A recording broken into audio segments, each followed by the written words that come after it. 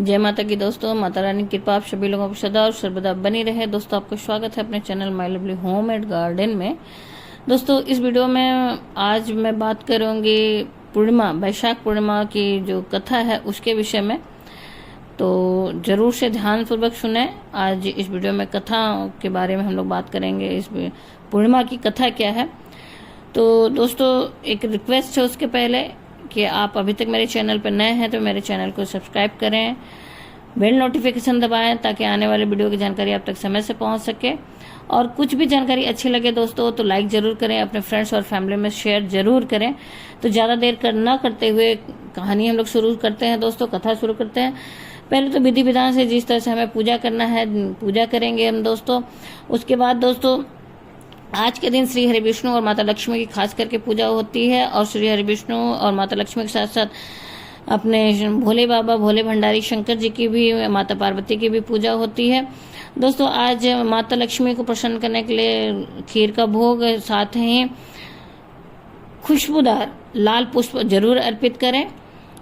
उसके बाद दोस्तों, कथा जो है, एक बार माता यशोदा श्री हरि विष्णु लड्डू गोपाल कृष्ण भगवान से पूछती हैं और कहती हैं कि आप सारे जग के पालनहार हैं और सबके उद्धार करने वाले हैं, तो ऐसा कोई उपाय और व्रत बताइए जिससे औरतों को अखंड सौभाग्य की प्राप्ति हो, दीर्घायु हो उनके पति। तो इसके लिए श्री हरि विष्णु और लड्डू गोपाल ने माता को बताया कि जो औरतें अखंड सौभाग्य चाहती हैं वो 32 पूर्णमासी का व्रत करें। तो दोस्तों, इसलिए ये व्रत जरूर सभी स्त्रियों को करना चाहिए अखंड सौभाग्य के लिए। और वैशाख पूर्णिमा से ये व्रत शुरू करना चाहिए और उसके बाद 32 अखंड सौभाग्यवती के लिए 32 पूर्णमासी जिंदगी में कभी न कभी जरूर करना चाहिए दोस्तों। ये व्रत जो है हमें धन धान सुख संपत्ति सौभाग्य समृद्धि सब कुछ देता है दोस्तों, इसलिए इस व्रत को करना बहुत ही जरूरी है। फिर उसके बाद दोस्तों, कथा के लिए माता ने पूछा कि ये बताइए कि ये व्रत धरती पे, पृथ्वी पे पहली बार किसने किया था। तो श्री हरि विष्णु जी ने, अपने कृष्ण भगवान ने माता यशोदा को बताया है कि कार्तिकेय नगरी में धनेश्वर नाम के एक ब्राह्मण हुआ करते थे। उनके यहाँ किसी भी चीज़ की कमी नहीं थी, वो बहुत ही समृद्ध सुखी संपन्न थे, वो पति पत्नी रहते थे। लेकिन एक चीज़ का उनकी ज़िंदगी में दुख था, उन्हें कोई संतान नहीं था। और उनके नगरी में एक ब्राह्मण आए जो कि भिक्षा मांगते थे, साधु आके भिक्षा मांगते थे और अपना जीवन यापन करते थे।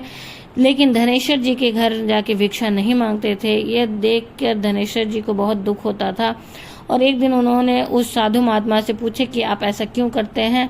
तो उन्होंने बताया कि आप गृहस्थ आश्रम में रहते हुए एक दायित्व से वंचित हैं, आपके पुत्र नहीं हुआ है। तो हमारा जो धर्म है वो ये नहीं कहता कि जिनके यहाँ पुत्र नहीं है उनके यहाँ से भिक्षा लेके हम जीवन यापन करें, उससे हमें दोष लगता है।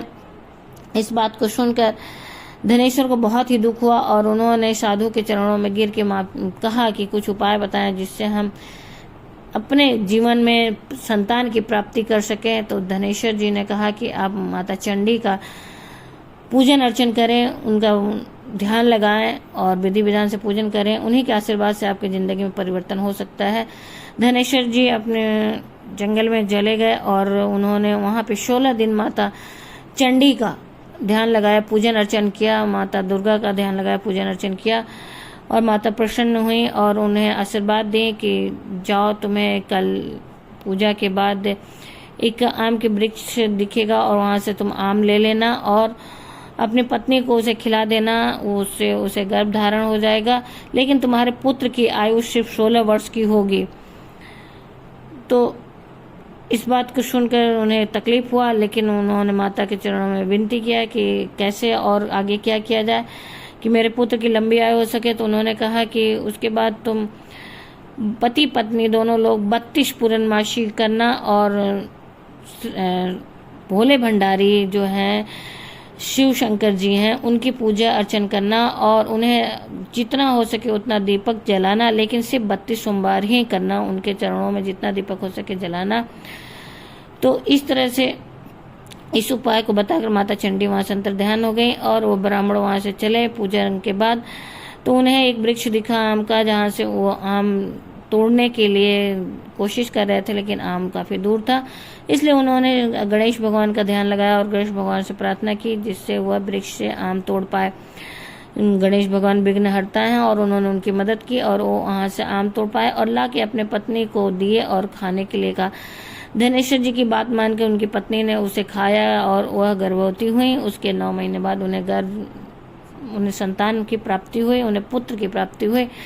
धीरे धीरे वह पुत्र बड़ा होने लगा और इधर ये पति पत्नी 32 पूर्णमासी का व्रत भी संपूर्ण किए और उसे समर्पित किए, विधि विधान से उसका उद्यापन वगैरह किए।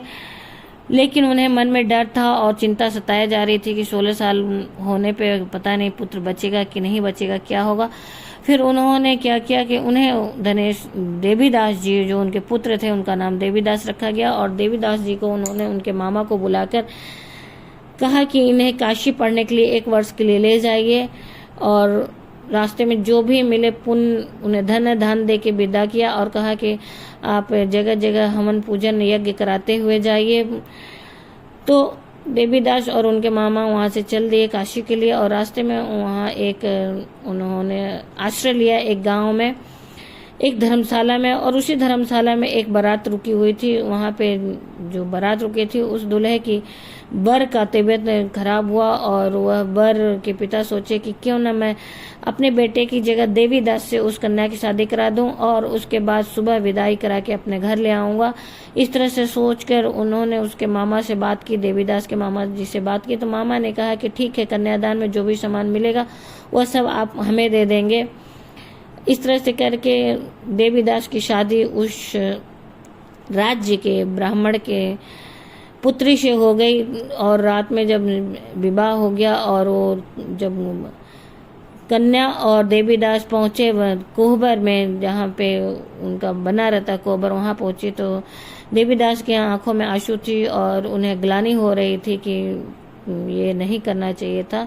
वो कन्या पूछी कि क्या बात है, तो उन्होंने बताया कि आपका जिससे विवाह होना था वो बर मैं नहीं हूँ, लेकिन मुझसे शादी की गई और वो बर की तबीयत खराब हो गई और उनके पिता चाह रहे थे कि सुबह में विदाई आपकी उनके साथ हो जाए और आप उनके साथ जाके उनके घर में जीवन यापन करें।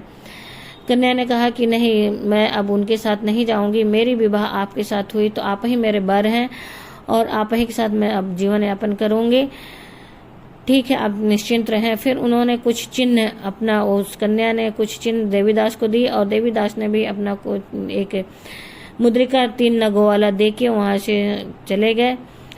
और देवीदास ने कहा भी कि मेरी आयु बहुत छोटी है, मेरी आयु सिर्फ 16 वर्ष की है, आप ऐसा न करें कि मेरे साथ जीवन यापन करने का संकल्प लें। लेकिन कन्या ने कहा नहीं, मैं आप ही के साथ जीवन यापन करूँगी। फिर देवीदास ने कहा ठीक है, मैं जाऊँगा यहाँ से और आप जीवन यापन करें, कुछ समय इंतजार करें, आप एक पुष्प वाटिका का निर्माण करें, वहाँ पे पुष्प लगाएं और उनका सेवा करें। और जिस दिन पुष्प मुरझा जाएंगे, पौधे मुरझा जाएंगे, तो समझिएगा कि देवीदास की मृत्यु हो गई। और यदि वह हरे भरे फिर से हो जाएं तो समझ जाइएगा कि मैं मृत्यु से जीवन को फिर से प्राप्त कर लिया। ये कह के देवीदास वहाँ से अपने मामा के साथ काशी चले गए और काशी जाके वहाँ पे भी उन्होंने अपने पढ़ाई के साथ साथ अपने मामा के साथ हवन यज्ञ पूजा अर्चन सब कुछ कर रहे थे। उसके बाद 16 वर्ष होने पे उन्हें एक सांप आया और डसा और उनकी वो मूर्छा में आ गए, उनकी तबीयत खराब हो गई। तो माता पार्वती आई गणेश जी के साथ और उन्होंने देखा और शंकर जी से प्रार्थना की कि इनकी माता पिता ने आपके चरणों में 32 पूर्णिमा का पूरा करके आपको समर्पित पहले ही कर चुके हैं, तो आप इनके पुत्र को जीवित कर दें प्रभु, वरना वो लोग भी अपने जान को आपके चरणों में सर पटक पटक के दे देंगे। इस बात को सुन के प्रभु को जब ज्ञात हुआ तो उन्होंने उन देवी दास को पुनः जीवित कर दिया और इस तरह से देवीदास फिर दीर्घायु हुए। और वहाँ से फिर 16 वर्ष पूरा हो चुका था और वो मामा अपने भांजे देवीदास को लेके पुनः वापस आए। फिर इधर ये कन्या जो अपने बागीचे को प्रतिदिन सींचती थी, उसने देखा कि उसका बागीचा एक दिन सूख गया पूरा, लेकिन फिर दूसरे ही दिन देखी कि वह बागीचा फिर से हरा भरा हो गया। तो उसने कहा अपने पिताजी से कि मेरे पति जीवित हैं, उन्हें आप ढूंढ कर लाइए। और इधर देवीदास और उनके मामा फिर उसी रास्ते से अपने नगर को वापस आने लगे और उनके रास्ते में वह ग्राम फिर से पड़ा और वहाँ पे वह कन्या के पिताजी ने इन लोगों को पहचान लिया और वो अपने घर ले गए। फिर अपनी कन्या का विदाई इनके साथ धन्य धान्य देकर अच्छे तरीके से विदा की और इस तरह से देवीदास अपनी पत्नी के साथ और अपने मामा के साथ अपने नगर को पहुंचे। वहाँ से धूमधाम से इनका स्वागत किया गया और इस तरह से ये कथा समाप्त हुई।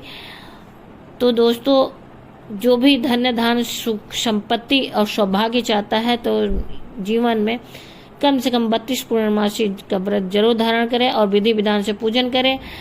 और खास करके ये जो पड़ रहा है पूर्णमासी, बुद्ध पूर्णिमा भी मनाई जाती है क्योंकि इसी दिन बुद्ध भगवान का भी जन्म हुआ था और इसलिए इसे बुद्ध पूर्णिमा भी कहते हैं और बुद्ध जन्मोत्सव भी मनाया जाता है दोस्तों। और ये बहुत ही शुभ है लग्न में पड़ रहा है क्योंकि इसी दिन माता लक्ष्मी का दिन शुक्रवार भी है। और आप श्री हरि विष्णु माता लक्ष्मी के साथ साथ भोले भंडारी की भी पूजा अर्चन करें, माता पार्वती की भी पूजन अर्चन करें। और उसके बाद दोस्तों पीपल को जरूर सींचें आज के दिन और तुलसी माता को जरूर सींचें और विधि विधान से जैसा कि मैंने पहले वीडियो में बताया उद्यापन करें। और उसके बाद उद्यापन में सफ़ेद वस्त्र का दान जरूर करें और अन्न में जौ दान जरूर करें अपने सामर्थ्य के हिसाब से।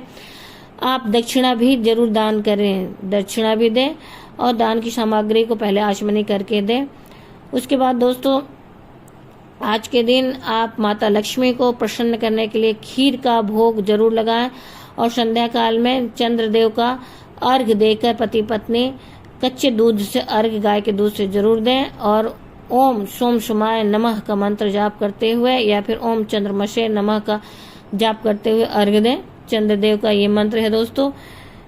धन्यवाद दोस्तों। अगर इस वीडियो में आपको कोई भी जानकारी अच्छी लगी होगी तो लाइक जरूर करें दोस्तों। लाइक ही एकमात्र जरिया जिससे हम लोगों को पता चलता है कि आपको जानकारी अच्छी लगी।